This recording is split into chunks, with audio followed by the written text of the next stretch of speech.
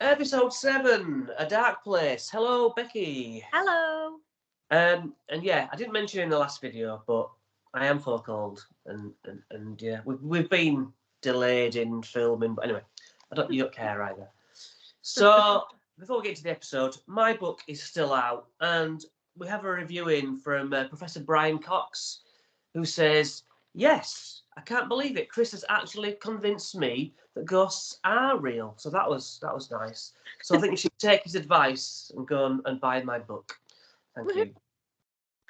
So this episode starts. Danny has the article about the murder and robbery near Brecon. Thomas Edwards was killed by James Griffiths. Don't know relevance. Don't know what the point of it is, but we'll get back to that. Cut to Bill and David. So David's saying to Bill, David, if you remember, is the vicar guy. Yeah. Why do you think this spirit is here? And Bill's like, well, people have been saying it was my fault. And how does that make you feel? It makes me feel guilty. And Bill's like, I buried it so deep. It's happening because... So he knows what's happening. And then it cuts it off. It cuts off. So Bill has been like, yeah, I think I do know why. I think I know why it's centered around me. Interesting. And it's like, oh, okay. Whether he's done a Ouija board or not, I don't know yet. I don't know. Okay. Then young Lawrence comes back. Yeah. Lawrence comes visiting. Oh yeah, working, everything's going well. Happy lad, that's good. And Lawrence is like, Dad, you did the right thing sending me away. Lawrence is obviously actually like, you know what? Yeah, I'm glad I missed out on all that. I want a normal childhood. I don't want to be mixed up in the nonsense. Yeah. But then Lawrence does warn his dad. He says, I think you have to get out. Looking at his alcoholic, stress-ridden dad, is like, it's not doing you any good here either. Yeah, makes sense. Yeah. So then they buy a dog, a Doberman. It's called Bo. And that's just... doesn't really matter for now, but we all know what happened to animals in this area, supposedly. Yeah, not the best. Electricity meter is still going crazy, so they're still, fighting all this energy and having to pay for it. Meanwhile, you've got David performing regular exorcisms of the house, and it's like, is that how your exorcism work then? You need to top it up all the time? Yeah, you have to keep going. It's Yeah. not just off. So he's like living in there, and all you can hear is him going, "I'm no dominant." You know what I mean? It can't be healthy for your mental health. How does that affect kids? Yeah, it's not. It can't be a good thing. No. Anyway, this David is saying to Bill, "Those paintings there, you need to burn them." And so he makes them, and Bill's like, "Oh no, not that one." And he's like, "Yeah, that one." So this guy's properly got control now, and he's making him burn his work.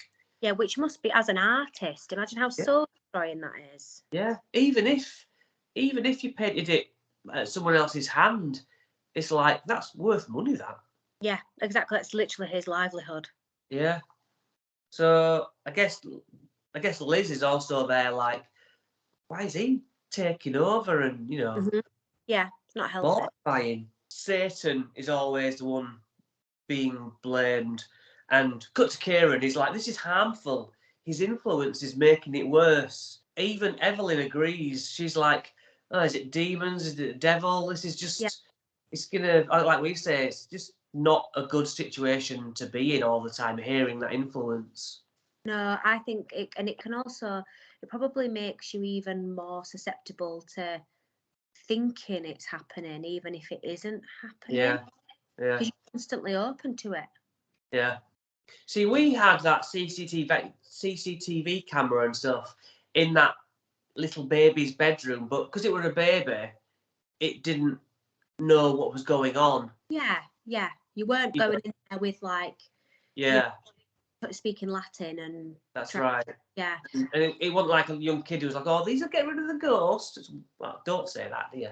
Exactly. You just don't say anything. You just... Yeah. So I was going to say that evil is a very easy rubber stamp on anything that happens in a ghost haunting. Yeah. We have families like all I want to know is that it's not malicious, whatever's in here. And as I've expressed before, you find out it's family. It's like, just because it's moved your keys and you didn't know who it was, it's almost fear of the unknown, I think. Yeah. I think, like, even if it's family, it's still a bit unnerving, because I still wouldn't want to bump into someone walking down the corridor going for a wee in the night. Like, even if it was, my grandma, it would still make me jump. Yeah, but from their point of view, if I were dead and I'm trying to say to you, Bex, I'm here. Well, can you not do it at 2:00 in the morning when I'm going for a wee? Yeah. But even so, like you said, if there's knocks in your house or something, Yeah. your thing is to be like, no. Yeah. No. I'm like, music on. And I'm like, Bex. Yeah. Bex. You know what I mean? We'll have to come up with a signal. Yeah. Bill now decides he's going to paint a huge cross and all religious shit, because all his input is this David guy. Yeah. Again, further enforcing the fact that whatever's going in, you're putting out. Yeah. Yeah. So Bill is even fasting because David has told him not to eat, because that's part of a person's exorcism, isn't it?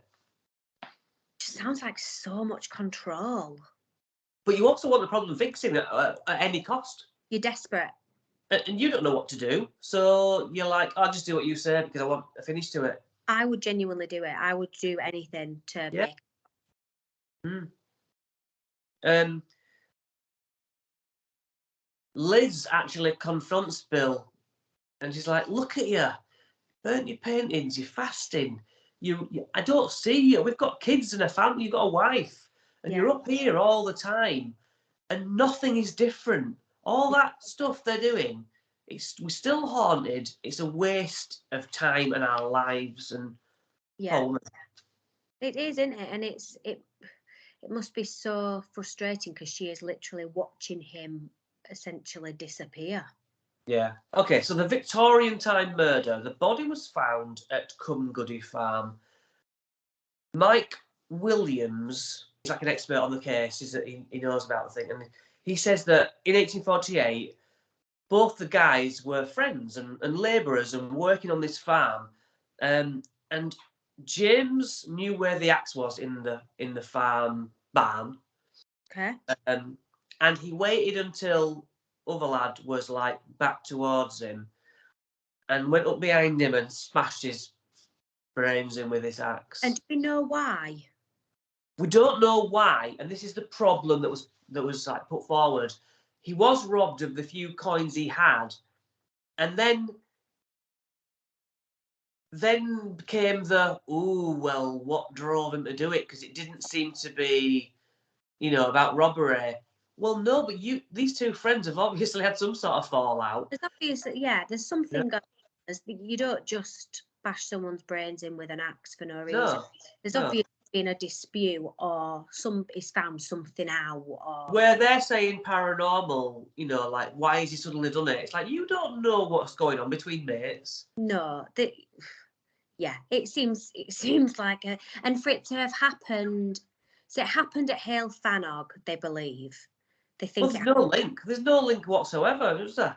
No, so it's all speculation. This news guy's like, he were killed here, and he takes Danny to it. It's like, this is on the Cumgoody farm, killed here, and that's the dung pile he was buried on.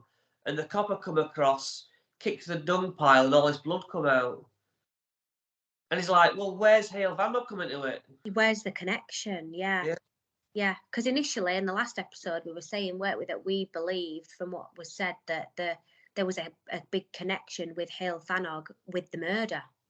So the little tiny thing is that James, the murderer, was possibly covering for a labourer working at Hale Vanog. That's as tenuous as it gets. It's one of those, isn't it? It's very easy to... It's like when you do a Ouija board and there's a name coming out, J-O-H, you go to the letter, you quite easily could push to the letter N, because you know that's it's going to be John. So finding that tiny connection between Hale Fanog and the Cumgoody farm, that if that's the only thing they can find, it's very easy to latch onto that and make that a thing. Yeah. Be interesting to see if the other farm has any paranormal activity. There's none mentioned, is there? Nope. So Ben, little Ben, is like, Mummy, Daddy's scaring me. What? Why? Where is he? And you look at Bill, and he's on the kitchen floor, and he's like, oh, I was sat here, and I looked up at the carving knife. I saw it, and I picked it up, and I thought about the release of suicide, and I saw the blood, and I slammed the knife away. I slammed the carving knife away, like, no, I will not harm myself, you know? And then he goes, I looked at the table again, and the carving knife was back out. He's like, Liz, it wants me to hurt myself. I know I slammed that cupboard with it in.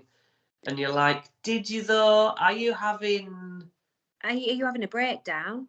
Genuinely? breakdown, or have you stopped drinking and you're having some sort of... Yeah, I mean, joking aside, I put something down today and thought I'd put it somewhere, and I hadn't put it there. It was exactly where I'd put it the first time. And if I was in that situation, I'd probably think, oh, it's moved. But I know that it was just I just didn't realise. It's autopilot. You know, you just put something down and you think you've done something else with it. You haven't. It reminds me of The Shining, though. That reminds me of The Shining. You know, with the knife and that, get the voice in your head and almost making you. It's like suggestive thinking, I guess. Yeah, I'm very good at thinking about something, doing something so well that I think I've done it. I can picture it because I pictured myself doing it, and that's all I did. And I'm like, I remember doing it. Then I'm like, no, I remember thinking I was going to do it. Yeah. So we've got a new witness now. Robert McDonald is an artist. He actually met Bill and Liz. This is modern day now. Mm-hmm. He's been to the house, and he says, yeah, I was struck by the atmosphere of the house. He says it looks like a place you thought would be haunted. Well, that's not this. That's just like, ooh, I could imagine this is a creepy place. It's a house, yeah. And to be honest, I saw pictures of it and I thought it looked lovely. Lovely, yeah. He says, oh, I left that house to go and sell a car, and later that day, you know, my car wouldn't start, and then my torch like flashed and died. And he was like, It's so easy. I'm not saying it's not, you know, it doesn't mean anything, but it is so easy to piece that together and put 2 and 2 together and make 5. But the thread is that it's linked to electrical drainage, which I understand. In Riddleton, when we went where the woman had an exorcism or, you know, charged loads of money over and over, the guys, there are about 3 guys who had worked on that house whose cars all were dead in her drive. Interesting. Yeah, see, that is interesting when you've got 3. Yeah. You can't rule it out. It's just also so easy to be... Well, your torch died. Your 2 battery things died, of course. It's not something that Kieran O'Keefe's going to say, well, that's it. I'm So Bill seems troubled. This is what he said. Bill did seem troubled with alcoholism. So this guy, you know, could either be under the grips of alcoholism or the grips of withdrawal if he was trying to stop. You know, there's a lot of factors with that. Yeah. And then as Robert is like just happening to sort of show Danny some of his own paintings and stuff, inadvertently says something that pricks up Danny's ears. He's like, oh, I became really ill actually by using oil paints. I changed my paints because the fumes and the terps really bad for you, make you ill. You know, I had gastric problems, and of course it's like, well, yeah, we mentioned before about fumes. Yeah. And he says on my hands as well. When you get all these terps and stuff on your hands, they go all nasty, which is exactly what we had. Yeah, so that could be a perfectly natural explanation. Yeah. Bo, the new dog, is taken to the vet because obviously the dogs are going to go crazy because that's what happens with animals, supposedly. Yeah. So Liz Jones goes, oh, I was friends with Bridget Buscombe. She's the former resident of Hale Vanog, and I helped her out. Looked after her animals. When she went away, I'd go up and feed the animals and stuff. She goes, and I know Bridget Buscombe never witnessed a thing all the time she was living there. So everything was fine. Except I did see something. And, Farmers is like, what did you see? Well, when I had to go and get water from the house, I'd enter, and I'd hear footsteps running across the landing and down the stairs. And Liz is like, you are joking. That's exactly what I heard. So there's literally 2 stories that match up exactly when they've not even had the chance to exchange. They haven't, but as a society, she's gone in. Liz has gone in and gone, well, I'm sure you know who I am. I'm the mad woman, lives in a haunted farm. And so it said on one hand, everyone knows our story and our exorcisms. So you could take it both ways, but Yeah. interesting if she genuinely heard that. It is interesting, yeah. And this vet even says, do you think that Bridget Buscombe, do you think she just wasn't tuned in, or like your James, she just like, nope. And other people are more like, ooh, what was that? Yeah, and like with me, I physically have to mentally block it out if I don't want to think about it or don't want to be open to it.